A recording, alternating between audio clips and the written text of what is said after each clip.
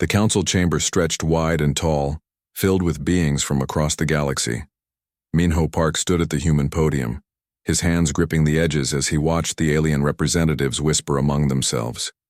He had been Earth's ambassador for 12 years now, and in all that time, he had never felt truly welcome here. The Vacross representative rose from his seat. His scales gleamed under the chamber lights, red and gold like burning metal. He was twice as tall as Minho, with eyes that looked down at the human with barely hidden contempt. "The evidence is clear," the Vacross said, his voice booming through the chamber. "Human ships violated the restricted zone near the Endara Nebula. This is not the first time humans have broken council law. It will not be tolerated." Minho felt his jaw tighten. He tapped the control pad in front of him, bringing up the data Earth had collected. "Ambassador, if I may present our evidence. Our ships received a distress signal from inside the nebula. We have recordings of the transmission. It claimed to be from a civilian transport in danger." "Convenient," the Luminar representative said, her voice like wind chimes. She floated above her seat, a being of pure light wrapped in flowing robes. "You always have excuses, Ambassador Park." "It's not an excuse," Minho said, keeping his voice steady. "It's the truth. Someone sent a false signal to lure our ships into that area. We have the data right here." The Vacross representative waved a clawed hand dismissively. "We do not need to see your data. The council has already reviewed the matter. The decision is made." Minho's heart sank. They hadn't even looked at the evidence. 43 years humanity had been part of this council, and still they were treated like children caught stealing candy. "What is the penalty?" Minho asked quietly. The chamber fell silent. The Vacross representative smiled, showing rows of sharp teeth. "All human vessels beyond your home system must be dismantled immediately. No new colony ships will be permitted for 300 years. And," he paused, savoring the moment, "the colony on New Sol will be evacuated within 30 days. The planet and all its facilities will be transferred to the Vacross Empire as reparations for your violation." The words hit Minho like a physical blow. New Sol. 20 million people lived there. It was humanity's pride, their most successful colony. Gardens and cities, schools and hospitals, all built over 30 years of hard work. "You can't be serious," Minho said, his voice rising. "That colony has been there for 3 decades. 20 million people call it home. Then they have 30 days to find a new home," the Luminar said. "Be grateful we are not expelling humanity from the council entirely." Minho looked around the chamber. Not one species spoke up for humanity. Not one voice of protest. The younger species kept their eyes down, afraid to draw attention. The elder species watched with cold indifference. He had spent 12 years trying to earn their respect. 12 years of careful diplomacy, of following every rule, of swallowing every insult, and it meant nothing. Minho picked up his data pad and walked toward the exit. Behind him, the Vacross representative called out, "Ambassador Park, the session is not concluded. You cannot simply leave." Minho stopped at the doorway and turned back. His voice was calm now, eerily calm. "You've made your decision without reviewing our evidence. You've condemned 20 million innocent people without a fair hearing. There's nothing more for me to say here. You will regret this disrespect," the Vacross said. "No," Minho replied. "You will." He walked out, and the massive doors closed behind him with a heavy boom. Minho went straight to the communication center. His hands shook slightly as he activated the secure channel to Earth. The signal would take minutes to reach home, but he needed to send it now. Admiral Heejin Choi's face appeared on the screen. She was in her office at Earth Defense Command, her gray hair pulled back, her eyes sharp and alert despite the late hour in her time zone. "Ambassador," she said, "I've been monitoring the session. I saw you walk out." "They've gone too far, Admiral," Minho said. "They want New Sol. 20 million people evacuated in 30 days and the planet handed to the Vacross. They wouldn't even look at our evidence." Heejin was quiet for a moment. Then she nodded slowly.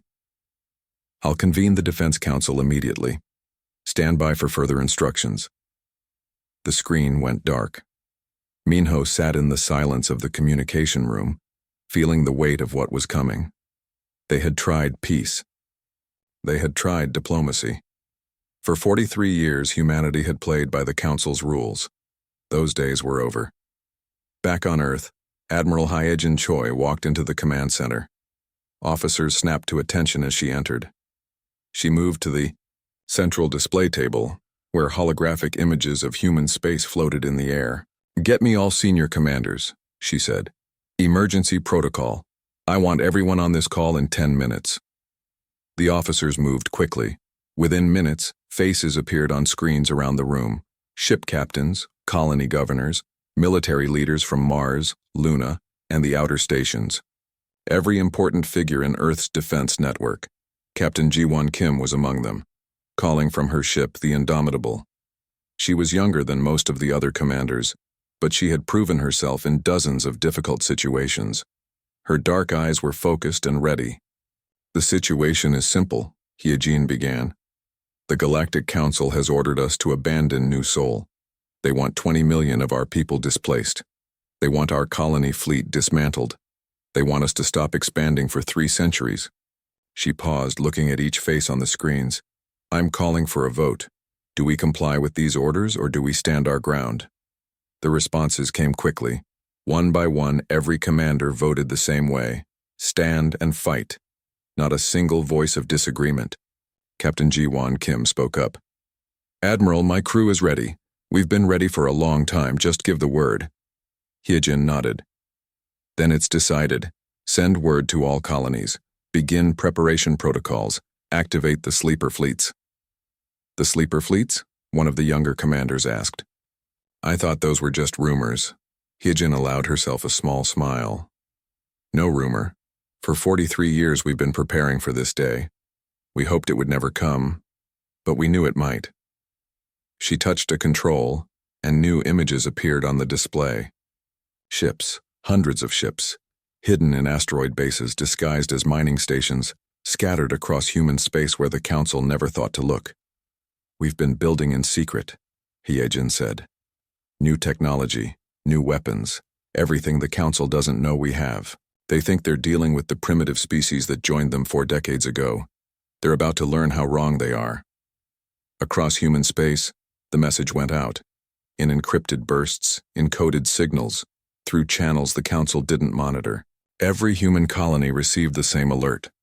Every military base activated protocols that had been planned for years but never used. On New Sol, Governor Sumin Han stood on her balcony, looking out at the city lights. Her assistant had just brought her the news from Earth. No evacuation, no surrender. They would fight. She felt tears on her cheeks, but she was smiling. Her people wouldn't lose their homes. Not without a fight. In a small research facility on Europa, engineer Doyen Lee received a simple message. "Project Prometheus is active. Release all restrictions." He had worked for 15 years on technologies that officially didn't exist. Weapons and shields and drives that broke every rule the Council had set. Now, finally, his work would see the light of day. Minho Park received his final instructions from Earth. One more message to send to the Council. He recorded it carefully, choosing each word with precision. "Members of the Galactic Council," he began. "For 43 years, humanity has sought peace with you. We have followed your laws, accepted your restrictions, and endured your contempt. We asked only for fairness and respect. You have given us neither." He paused, his expression hardening. "You had 4 decades to treat us as equals. You chose to see us as lesser beings. Now you will see what humanity truly is. We will not abandon New Sol. We will not dismantle our ships. We will not wait 3 centuries to grow. If you want to take what is ours, you will have to take it by force. And we promise you this. It will cost you more than you can imagine." Minho ended the recording and sent it. Then he began packing his belongings. There was no reason to stay at the Council station anymore. The message reached the Council chamber just as the session was reconvening. The Vacross representative watched it with growing anger. The Luminar representative's light flickered with concern. "Empty threats," the Vacross said. "They have no power to resist us. Send a fleet to New Sol. Show them the price of defiance." But some of the younger species exchanged glances. They had seen something in the human ambassador's eyes. Not fear. Not desperation, something else. Certainty. The galaxy was about to change, and none of them were ready for what was coming. The Vacross fleet emerged from faster-than-light travel at the edge of the New Sol system. 200 warships, each one massive and deadly, arranged in perfect formation. They had made this kind of show many times before. Usually it was enough to make enemies surrender without firing a shot. Admiral Torvak commanded the fleet from his flagship, a vessel 3 times larger than any human ship. He looked at the display showing the small human colony ahead and felt confident. This would be over quickly. "Scan for human ships," he ordered. "We detect 30 vessels, Admiral," his sensor officer reported. "They're positioned in a defensive formation around the planet. Should we hail them and demand surrender?" Torvak smiled, showing his sharp teeth. "Yes, let's be civilized about this." The communication went out to Captain Ji-Won Kim's flagship, the Indomitable. She sat in her command chair, watching the Vacross fleet on her tactical display. Her crew was silent and focused. They had trained for this moment for years. "Captain, incoming transmission from the Vacross flagship," her communications officer said. "Put it on screen," Ji-Won replied. Admiral Torvak's face appeared, large and intimidating. His scales gleamed, his eyes were cold. He spoke in a voice that expected obedience. "Human vessels, this is Admiral Torvak of the Vacross Empire. You are ordered to stand down immediately and evacuate the planet New Sol. Failure to comply will result in the destruction of your fleet. You have 10 minutes to respond." Ji-Won studied the Vacross Admiral for a moment. Then she leaned forward in her chair, her expression calm and completely unafraid. "Admiral Torvak, this is Captain Ji-Won Kim of the Earth Defense Force. Here is my response. You should have left us alone." She cut the transmission. On the Vacross flagship, Torvak stared at the blank screen in surprise. Had the human really just dismissed him? Refused to even negotiate? "Sir, what are your orders?" his first officer asked. Torvak's surprise turned to anger. "All ships attack formation. Destroy the human fleet. Show them what happens when they defy the Vacross Empire." The 200 Vacross warships moved forward, their weapons powering up. Energy lances that could cut through mountains charged to full strength. Missile bays opened, revealing thousands of warheads. The display of force was meant to terrify. Ji-Won watched calmly. "All ships activate quantum displacement drives on my mark. Pattern Delta 7. Her tactical officer, Ha-Jun, smiled. "They have no idea what's about to happen." "No," Ji-Won agreed. "They don't. Mark." The 30 human ships vanished. On the Vacross flagship, alarms blared. "Sir, the human ships just disappeared from sensors." The sensor officer shouted. "We can't track them." "That's impossible," Torvak said. "Ships can't just disappear." "Find them." The answer came seconds later, but not from sensors. 3 human ships phased back into normal space directly behind the Vacross formation. Before the enemy could react, they fired their Singularity missiles. The missiles streaked through space, small and fast. Vacross point defense systems tried to shoot them down, but the missiles were too quick, too agile. They struck 3 Vacross ships simultaneously. For a moment, nothing seemed to happen. Then space itself twisted. The 3 Vacross warships crumpled inward, crushed by impossible gravity. Their shields did nothing. Their armor meant nothing. In seconds, 3 massive warships were reduced to twisted debris. What was that? Torvak demanded, his voice rising in panic. What kind of weapon is that?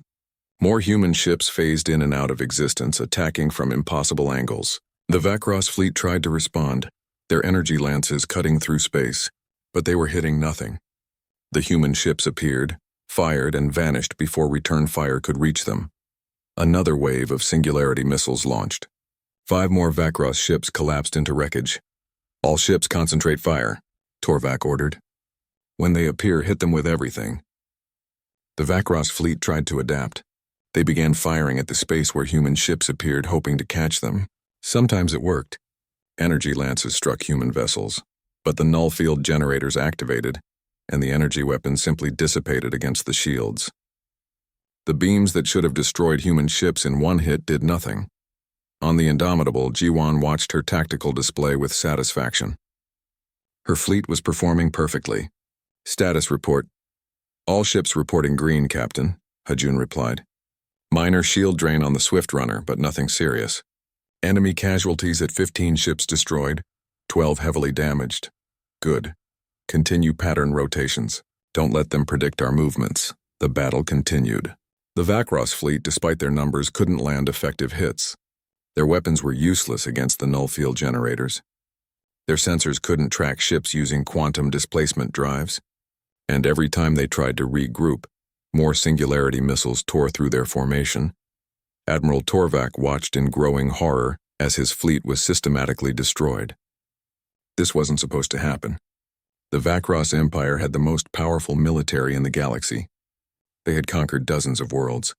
How were 30 human ships defeating 200 Vakros warships? Send a distress signal to the Empire, he ordered. Tell them we need reinforcements. Sir, should we retreat? His first officer asked quietly. Torvak wanted to say yes. Every instinct told him to run. But retreating would be admitting defeat to a species the Vakros considered primitive. The shame would be unbearable. No retreat, he growled. We destroy these humans or we die trying. It was the wrong decision. Jiwan saw the Vakros fleet committing fully to the attack, abandoning defensive formations. They were getting desperate. All ships, time to end this. Focus fire on their flagship. 10 human ships phased in simultaneously around the Vakros flagship. Torvak's massive vessel suddenly found itself surrounded. Singularity missiles came from every direction. The flagship's shields, the strongest in the Vakros fleet, held for almost 3 seconds. Then they collapsed and the missiles struck home. The ship didn't explode. It imploded. The center crushed inward, and the rest of the vessel tore itself apart as structural integrity failed. Admiral Torvak had just enough time to realize his mistake before everything went dark. With their flagship destroyed, the remaining Vakros ships panicked. Some tried to flee. Others surrendered. A few fought on until they too were destroyed. 3 hours after the battle began, it was over. Of the 200 Vakros warships that had arrived at New Sol, only 24 survived. Most of those were badly damaged. They limped away into FTL travel, heading home with news of their defeat. Jiwan stood on her bridge looking at the tactical display. Red markers showed destroyed Vakros ships. Blue markers showed her fleet, all 30 ships still operational. Casualties? She asked quietly. 3 crew members injured on the Star Dancer when a console exploded. Minor injuries. No deaths on our side, Captain. Jiwan nodded. They had won without losing a single ship, without a single fatality. The Vakros had learned their lesson the hard way. Send a message to Earth, she said. Tell Admiral Choi that New Sol is secure. The Vakros won't be back. On New Sol's surface, Governor Suman Han stood on her balcony again watching the stars. Her aide had just brought news of the battle. A complete victory. Her world was safe. Below, in the streets of New Sol's capital, people were celebrating. They had faced down the might of the Vakros Empire and won. Not because they ran, not because they surrendered, because they fought back. News of the battle spread across the galaxy faster than light. The Galactic Council convened an emergency session. The member species watched recordings of the battle in stunned silence. 30 human ships had destroyed nearly 200 Vakros warships. The math didn't make sense. The technology shouldn't exist. How had humanity hidden such power? The Luminar representative floated in her seat, her light flickering with concern. We may have made a grave error. Error? Another representative said. We've provoked a war with a species we don't understand. They have weapons we've never seen, technology that shouldn't be possible. The Vakros representative, who had been so confident before, now looked shaken. We demand the Council authorize full military action against humanity. They must be stopped before they threaten us all. But other voices rose in disagreement. The younger species, who had been silent before, now spoke up. The humans defended their own territory, a Toral representative said. They didn't attack Vakros worlds. They didn't invade. They simply refused to surrender their colony. What law did they break? They refused a council order, the Vakros representative snarled. An unjust order, the Toral shot back. Based on false evidence that the council wouldn't even review. Maybe humanity isn't the problem here. The council chamber erupted in argument. For the first time in thousands of years, the elder species were being challenged openly. The unity that had held the council together was cracking. Admiral Heejin Choi watched the council broadcast from Earth, a slight smile on her face. The battle at New Seoul was just the beginning. Now came the next phase. Send orders to all fleets, she told her staff. Begin Operation Pressure Point. Across human space, fleets moved into action. They didn't attack civilian targets. They didn't invade planets, but every Vakros military outpost suddenly found itself under assault. Every Luminar surveillance station went dark. Council trade routes that had been secure for centuries. The Vakros Empress sat on her throne, reading reports that made her blood boil. In the 3 weeks since the disaster at New Seoul, the Vakros Empire had lost 47 military outposts, 36 supply depots, and over 300 warships. And the humans hadn't even tried to invade Vakros territory. They were just destroying everything the Empire used to project power across the galaxy. How is this possible? She demanded of her military council. We are the Vakros Empire. We have ruled this sector for 3,000 years. How are the humans defeating us at every turn? Her chief military advisor, General Corvin, stood before her. He looked tired. Your Majesty, the humans have technology we cannot counter. Their ships phase in and out of normal space. Our sensors cannot track them. Our weapons cannot penetrate their shields. And their missiles, those terrible missiles that crush our ships like insects, then develop better technology, the Empress shouted. Match their weapons. We are trying, Majesty, Corvin said carefully. But the humans have clearly been developing these weapons for decades. We are starting from nothing. It will take years to match what they have. The Empress stood, her rage barely contained. Years? I will not wait years while humans destroy everything we have built. We will strike at their heart, assemble the home fleet, every ship we have. We will attack Earth itself. Without their homeworld, the humans will have nothing. Corvin hesitated. Your Majesty, perhaps we should negotiate. The humans have shown they can be reasonable. They have not attacked civilian targets. They have not invaded our worlds. They simply want us to leave them alone. Negotiate? The Empress's voice was cold. You want me to negotiate with primitives? To admit that the Vakros Empire cannot defeat a species that joined the Council only 43 years ago? No. We attack Earth and we end this war before it destroys everything we are. Corvin bowed his head. As you command, Majesty. The order went out across the Vakros Empire. Every available warship was to report to the Imperial capital. The home fleet, which protected the Vakros homeworld, would join them. In total, 500 ships, the largest fleet the Vakros had assembled in centuries. They would jump to Earth, overwhelm any defenses, and force humanity to surrender. It was a desperate plan, but the Empress saw no other choice. Human intelligence picked up the fleet movements immediately.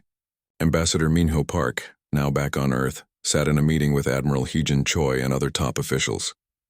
They're committing everything to one attack, Minho said, studying the intelligence reports. 500 ships headed straight for Earth. They want to end this war with one decisive battle. Can we stop them? One of the officials asked nervously. Admiral Choi looked at the man calmly. Yes, we can stop them. We've been preparing for this scenario since the war started. The Vakros think Earth is vulnerable because our fleets are scattered across the galaxy. They're wrong. She pulled up a display showing Earth's solar system. We have 800 ships here. The home fleet plus reinforcements from Mars, Luna, and the outer stations. All of them equipped with the latest technology. All of them ready for battle. But won't the fighting damage Earth? Another official asked. If we fight that close to our homeworld, we won't fight close to Earth, Choi replied. We'll meet them at the edge of the system, near Neptune's orbit. Far enough that no debris can reach Earth, but close enough that we control the battle space. She looked around the table. The Vakros Empress is making a mistake.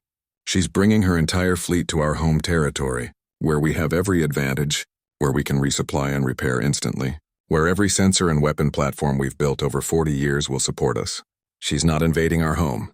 She's walking into a trap. 2 days later, the Vakros fleet emerged from faster-than-light travel at the edge of Earth's solar system. The Empress herself commanded from her personal flagship, a massive vessel covered in golden scales, the most powerful warship in the Vakros Navy.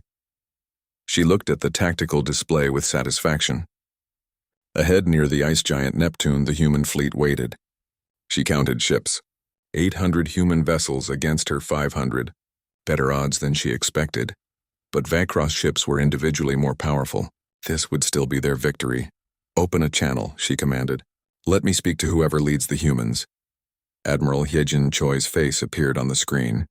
She was older, her gray hair pulled back, her expression calm.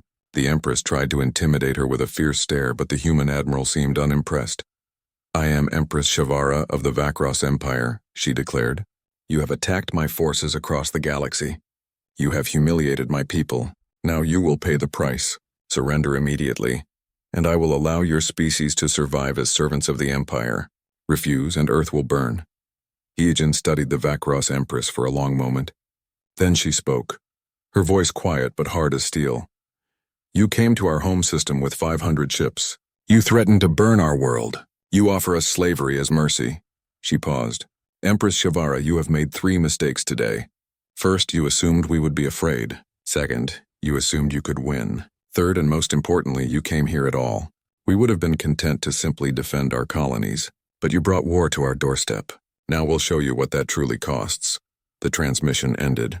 The Empress stared at the blank screen, rage building inside her. "All ships attack formation. Destroy them all."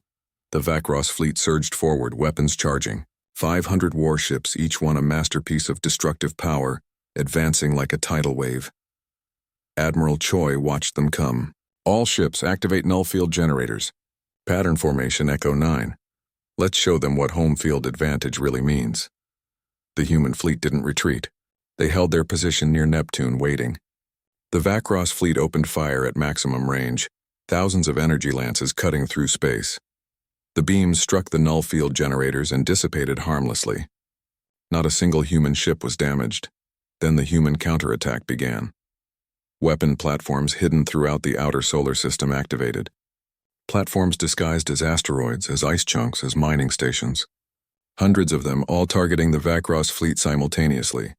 Singularity missiles launched in waves, not just from the human ships, but from the platforms as well. The Vakros fleet found itself in a killing zone, surrounded by weapons firing from every direction. "Empress, we're taking massive casualties," her fleet coordinator shouted. "We've lost 30 ships in the first minute." "Push forward," the Empress commanded. "Get close to their ships. We can't let them keep firing from range." The Vakros fleet charged ahead, trying to close the distance. But human ships using quantum displacement drives simply phased out and reappeared further away, maintaining optimal firing range. Meanwhile, more hidden platforms activated. These ones didn't fire missiles. They fired something else. Electromagnetic pulses that disrupted Vakros sensors. Gravity wells that made FTL escape impossible. Jamming signals that prevented ship-to-ship communication. The Vakros fleet, so powerful in open space, was being pulled apart by 1,000 cuts. They couldn't see clearly. They couldn't coordinate. They couldn't escape. And they couldn't hit the human ships that kept phasing in and out of existence. Captain Ji-won Kim, promoted to admiral after New Seoul, commanded a strike force of 50 ships. Her orders were specific. "Target the Empress's flagship. All ships converge on the golden vessel," she commanded. "That's their leader. We take her down, and this battle ends." Her 50 ships phased in around the Empress's flagship, surrounding it completely. The massive Vakros vessel was heavily shielded, heavily armed. But against 50 human ships firing singularity missiles simultaneously, even those defenses meant nothing. The first wave of missiles struck. The flagship's shields flickered and failed. The second wave hit the hull directly. The golden scales that covered the ship crumpled inward. On the bridge, Empress Shavara felt her ship dying around her. Alarms blared. Systems failed. Her throne room shook with each impact. "Empress, we must evacuate," General Corvin shouted. "The ship is lost." For the first time in her long life, Shavara felt true fear. Her empire, her fleet, her flagship, all crumbling because she had underestimated the humans. "Broadcast surrender," she said quietly. "To all ships. Surrender now." The order went out, but many Vakros ships never received it. Communication systems were jammed.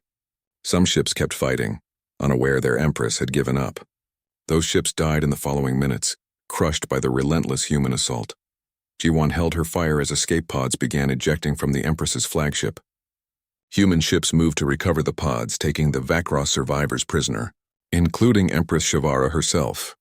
The battle raged for another hour as human forces hunted down the remaining Vakros ships that hadn't surrendered. When it finally ended, 437 Vakros warships were destroyed or captured. Only 63 escaped, fleeing back to Vakros space with news of the catastrophic defeat. Human casualties: 17 ships damaged, 3 destroyed. 247 crew members killed. It was a tragedy, but compared to the Vakros losses, it was almost nothing. Admiral Heejin Choi stood on the bridge of her flagship, looking at the debris field that stretched across Neptune's orbit. So many dead, so much. 6 months had passed since the Battle of Sol. The galaxy looked very different now. The Galactic Council held its final session in the Great Chamber where humanity had once been dismissed and insulted. But the chamber was nearly empty. The elder species who had ruled for so long were absent. Their representatives had resigned or been recalled by their own people who no longer trusted them. Minho Park stood at the center of the chamber, but not as Earth's lone ambassador anymore. He stood as the temporary chairman of what would become something new. Something better. Representatives from 40 species filled the seats, not just the old council members, but younger species who had never been allowed full membership before. The Toro, the Beneath, the Curvin, and many others. All equals now. The Galactic Council is dissolved, Minho announced. What we create today will be different. The Federation of Free Worlds, where every species, regardless of age or power, has an equal voice, where disputes are settled by law and negotiation, not by who has the strongest fleet. A Luminar representative, not the same one who had dismissed humanity before, floated forward. Her light was dim, almost apologetic. Ambassador Park, the Luminar Collective wishes to join this federation. We know we do not deserve your forgiveness. We supported the injustice done to your people, but we hope to earn your trust in time. Minho nodded. The Federation welcomes all who come in good faith. The past cannot be changed, but the future can be built together. One by one, species pledged to join the Federation, some eagerly seeing opportunity for true equality, others reluctantly, knowing they had little choice. The balance of power had shifted, and everyone understood that humanity now held the cards. But humanity was careful not to abuse that power. The Vakros Empire no longer existed as a single entity. After Empress Shavara abdicated, the empire fractured into 7 independent regions. Each region sent representatives to the Federation. They were not punished for the war their leaders had started, but they paid reparations to the families of the humans who had died. More importantly, they paid reparations to the younger species the Vakros had oppressed for centuries, species who had been forced into unfair trade deals, whose colonies had been taken, whose people had been treated as inferior. Admiral Heejin Choi supervised the process personally. She wanted justice, not revenge. Make them pay for what they took, she told Minho, but don't destroy them. A destroyed enemy just breeds hatred. A defeated enemy who is treated fairly becomes an ally. On New Sol, Governor Suman Han welcomed representatives from across the galaxy. Her colony had become famous as the place where humanity made its stand. Where 30 human ships defeated 200 Vakros warships, now it was becoming something else, a symbol of the new order, a place where different species came together in peace. Suman stood in the city square, watching as construction crews built a new monument. It showed a human and a Vakros standing together, looking toward the sky. The inscription read simply, "From war to peace." A Vakros official stood beside her, watching the monument take shape. His name was Torvim, and he had lost family in the war, but he was here now, helping to build bridges between their species. "Do you think peace will last?" Torvim asked quietly. Suman considered the question.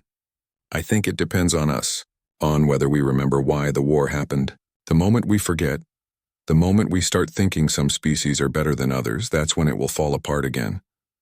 Torvim nodded slowly. "Then we must never forget." Captain Ji-Won Kim, now a full admiral, commanded the Federation's joint military. It was a strange position. 6 months ago, she had been fighting the Vakros. Now she trained alongside them. Her second in command was a Vakros named Kelvar. He had fought in the Battle of Sol, one of the few survivors of the fleet that attacked Earth. At first, working together had been awkward and tense. But slowly, grudging respect grew between them. "Your tactics are impressive," Kelvar admitted one day during training exercises. "We never trained like this. We always assumed our ships were superior, so we didn't need to improve." That's the mistake the council made, Ji-won replied. They stopped growing, stopped learning. In warfare, the moment you stop improving is the moment you start losing. She looked at him seriously. The Federation military isn't about conquest. It's about defense, making sure no species can dominate others through force. Can you accept that? Kelvar met her eyes. Yes, Admiral, I can. Because I've seen what happens when one species thinks it has the right to rule others. It leads to war. It leads to death. I don't want my people to walk that path again. Engineer Doyen Lee faced a difficult decision. The technologies he had developed, the weapons that won the war, were now being shared with Federation members. But not all of them. The Singularity missiles remained under strict human control. So did the quantum cascade device that could sever entire sectors from FTL travel. These weapons were too dangerous to spread freely. We'll share the defensive technology, Doyen told a gathering of Federation scientists. The null field generators, the quantum displacement drives. These will help everyone defend themselves. But the most destructive weapons stay locked away, available only if the entire Federation votes to use them. A Toral scientist raised a tentacle. Don't you fear that keeping these weapons gives humanity too much power? That you might become the next oppressors? Doyen smiled sadly. Every day. That's why we're establishing the Federation Oversight Council. Independent observers who watch what humanity does with these weapons. If we ever abuse them, the galaxy will know immediately. He looked around at the gathered scientists. We learned from Earth's history. We know what happens when one group has too much power and no accountability. We're trying to build something better, but we need your help to make sure we stay on that path. On Earth, a new memorial was dedicated. It honored the 247 humans who died in the war. Admiral Hee-jin Choi stood before the assembled crowd, reading the names of the fallen. When she finished, she spoke to the crowd. These people died defending our right to exist as equals. They died because the old council refused to see us as worthy of respect. Their sacrifice changed the galaxy. She paused, looking at the faces before her. But their sacrifice also teaches us responsibility. We have power now. We have influence. We must never use that power the way the council did. We must never forget what it felt like to be dismissed, to be treated as lesser. Because the moment we forget, we become what we fought against. The crowd was silent, absorbing her words. Then someone began to applaud. Soon everyone joined in, not celebrating victory, but honoring the fallen and committing to the future they had died for. 10 years passed. The Federation of Free Worlds grew stronger. 50 species were now members. Trade flourished. Technology was shared openly. Disputes were settled through negotiation, not warfare. Human colonies expanded across 100 systems, but so did colonies of other species. The arbitrary restrictions that once existed were gone. Every species could grow according to their needs, not someone else's rules. The Vakros region slowly rebuilt. Their economy recovered. Their military, now integrated into the Federation forces, learned new ways of thinking. Young Vakros grew up learning about the war as a cautionary tale, not a glorious history. Admiral Ji-won Kim retired from military service. She spent her time teaching at the Federation's new military academy, where students from dozens of species learned tactics and strategy together. Her classes were always full. One day, a young Vakros cadet approached her after class. Admiral Kim, I have a question. How did you defeat us so decisively? We had more ships. We had been warriors for thousands of years. Ji-won smiled. You're asking the wrong question. It wasn't about defeating you. It was about defending ourselves. There's a difference, she gestured for the cadet to sit. Your empire came to take what was ours. We fought to protect what we built. That made us more motivated, more focused. Every battle, we knew exactly what we were fighting for. Your fleet was fighting for pride and conquest. We were fighting for survival and home. The cadet absorbed this thoughtfully. Is that why you never invaded Vakros worlds after you won? Exactly, Ji-won said. We didn't want to conquer. We wanted to be left alone. The moment we started invading others, we would have become the very thing we fought against. We would have betrayed everyone who died defending Earth. Ambassador Minho Park was elected as the Federation's chancellor, a position he held for 6 years before stepping down. He spent his retirement writing about the formation of the Federation, making sure the lessons learned weren't forgotten. His book, The 43-Year Fuse, became required reading in Federation schools. In it, he explained how humanity's patience had been tested for decades before finally breaking. "We tried everything," he wrote. "We followed their rules. We accepted their restrictions. We endured their contempt, not because we were weak, but because we believed in peace. When they finally pushed us too far, they learned that patience is not weakness. It's strength under control, and when that control is removed, the stored energy is explosive." Engineer Doyen Lee continued his work, but now in collaboration with scientists from across the Federation. Together, they developed The research facility on Europa sat beneath 3 kilometers of ice. Most of the galaxy didn't even know it existed. The Council certainly didn't. They thought Europa was just a mining colony, pulling water and minerals from the frozen moon. Engineer Doyen Lee walked through the main lab, watching his team work with decades of hidden research. They moved quickly now, no longer needing to hide their work. The walls were lined with prototypes and blueprints, technology that would make the Council's weapons look like children's toys. "How long until the first batch is ready?" Doyen asked his assistant, a young woman named Yunji. "The quantum displacement drives can be installed on existing ships within 48 hours, Yunji replied, checking her tablet. "The null field generators will take a bit longer. Maybe 3 days for a full installation." Doyen nodded. "And the missiles?" Yunji's expression grew serious. "We have 30 singularity missiles ready for deployment. Production can be increased, but these weapons, they're dangerous, Doyen, really dangerous." "I know," Doyen said quietly. "That's why we only use them if we have no choice." He had spent 15 years developing these technologies. 15 years of secret work, hidden budgets, and careful lies. The Council thought humanity was primitive. They thought human technology was centuries behind their own. They were wrong. Everything started with a simple discovery 40 years ago, right after humanity joined the Council. A damaged alien probe had drifted into Earth's solar system. The Council had sent a cleanup crew to retrieve it, but humanity got there first. Inside that probe were secrets. Technology the Council used every day but never explained to new members. Doyen's predecessor had studied it for years, reverse engineering everything she could. Then Doyen had taken that knowledge and pushed it further. Humans had one advantage the elder species had forgotten. They remembered how to innovate, how to take an old idea and make it better.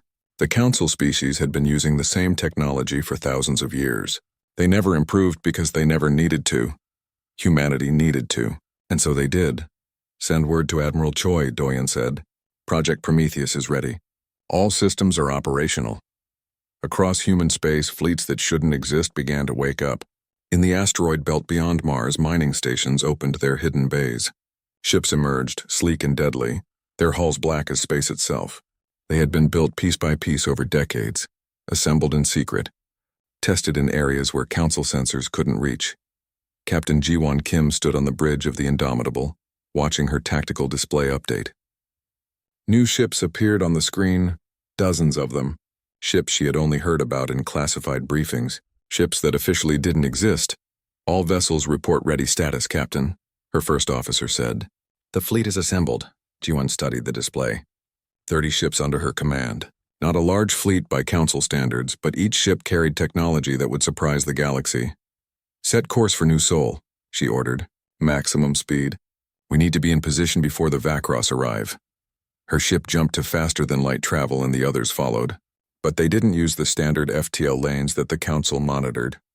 The quantum displacement drives let them slip between normal space and something else, somewhere the Council couldn't track them. On New Sol, Governor Sumin Han watched the defense preparations. The colony had its own small fleet, civilian ships mostly, but the people were ready to fight. Factories that built farming equipment retooled to build weapons. Mines that pulled minerals from the ground now produced materials for shields and armor. 20 million people refused to leave their homes. They had built this world with their own hands. They had turned a dead rock into a living planet, and they wouldn't give it up without a fight. "Governor, we have incoming ships," her aide said, reading as human signatures. "It's Captain Kim's fleet." Suman felt relief wash over her. They weren't alone. Jiwon's fleet emerged near New Sol in perfect formation. She immediately sent a message to the planet. "Governor Han, this is Captain Kim. We're here to make sure nobody takes your home. Tell your people to stay strong. Understood, Captain, Suman replied. And thank you. Thank us after we win, Jiwon said with a slight smile. Back on Earth, Admiral Hyejin Choi stood in the war room, surrounded by displays showing every human ship in space. The sleeper fleets were fully activated now. Hidden bases revealed themselves. Civilian ships armed with weapons that had been disguised as cargo containers. The full strength of humanity's military wasn't public knowledge. The Council thought humans had maybe 200 combat-capable ships. They actually had more than 1,000, and every single one was better equipped than the Council knew. Admiral, we're receiving a transmission from Ambassador Park, an officer reported. He's leaving Council space. Put him through, Hyejin said. Minho's face appeared on the screen. He looked tired but determined. I'm on a transport heading home. The Council is in chaos. Half of them don't believe we'll actually fight. The other half are terrified we will. What about the Vakros? Hyejin asked. They're sending a fleet to New Seoul, 200 ships. They think it's enough to make us surrender without a fight. Minho paused. Admiral, they really don't understand what they're facing. Good, Hyejin said. Let them learn the hard way. How long until their fleet arrives? Based on their standard FTL speed, about 36 hours, Minho replied. They're not hurrying. They think this is already over. Hyejin allowed herself a cold smile. Then they're in for a surprise. Safe travels, Ambassador. We'll have good news for you when you get home. The transmission ended. Hyejin turned to her staff. Send word to all commanders. Battle protocols are active. Rules of engagement. Defend our territory, minimize casualties where possible, but show no weakness. The galaxy needs to see what happens when you push humanity too far. On a space station near the edge of Council territory, young species watched the news with growing interest. The Toral, the Benith, the Curvan, all species that had joined the Council after humanity, all of them treated as lesser members by the elder species. They saw Earth's defiance and felt something stir. Hope, maybe, or inspiration. If humanity could stand up to the Council, maybe others could too. In the Vakros Empire, the Empress sat on her throne, watching reports from her military commanders. 200 ships were en route to the human colony. It was more than enough force. Humans were weak, primitive. This would be over quickly. Her military advisor stood beside her. Your Majesty, perhaps we should send more ships. Just to be certain. The Empress waved a dismissive hand. 200 ships for one small colony? That's already excessive. The humans will see our fleet and surrender immediately. They're not fools. The advisor bowed and said nothing more. But privately, he wondered. The human ambassador's message had been confident. Too confident for a species facing overwhelming force. What did the humans know that the Vakros didn't? Doi and Lee arrived on Mars to oversee the final installations of new technology on Earth's home fleet. The ships orbiting the red planet were the newest and most powerful humanity had ever built. They would be the last line of defense if anyone attacked Earth directly. The null field generators are functioning perfectly, a technician reported. We ran tests against every weapon type in the Council arsenal. Nothing penetrates the field. Good, Doyen said. But remember, these fields use a lot of power. They can't stay active forever. Pilots need to use them wisely. He moved to another station where the Singularity missiles were being loaded onto ships.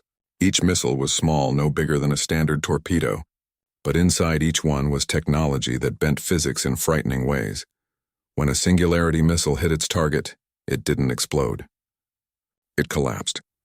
It created a tiny black hole that lasted only a fraction of a second, but that was enough. Anything nearby would be crushed into nothing. The Council had banned such weapons 10,000 years ago. Too dangerous, they said. Too destructive. But humanity hadn't signed that agreement. And right now, dangerous and destructive was exactly what they needed. Captain Jiwon Kim ran drills with her fleet near New Seoul. Her crews practiced formations they had trained for in secret for years. Jump patterns using the quantum displacement drives, shield rotations with the null field generators, target solutions for the Singularity missiles. Her tactical officer was a veteran named Hajun. He had served with Jiwon for 8 years and never questioned her orders. Captain, the Vakros fleet will outnumber us 6-1, Hajun said, studying the intelligence reports. Are we sure 30 ships is enough? Jiwon looked at him with complete confidence. Hajun, the Vakros haven't fought a real war in 800 years. They've been the biggest, scariest species in the galaxy for so long, they forgot what combat actually looks like. We haven't forgotten. Every human ship drills for battle constantly. Every crew trains like war could start tomorrow. And now we have technology they can't match. She pulled up a simulation on the tactical display. Watch this. The simulation showed a Vakros ship firing its weapons at a human vessel. The energy beams hit the null field generator and simply stopped. The energy dissipated harmlessly into space. Then the human ship returned fire with a singularity missile. The Vakros shields, designed to stop energy weapons, did nothing against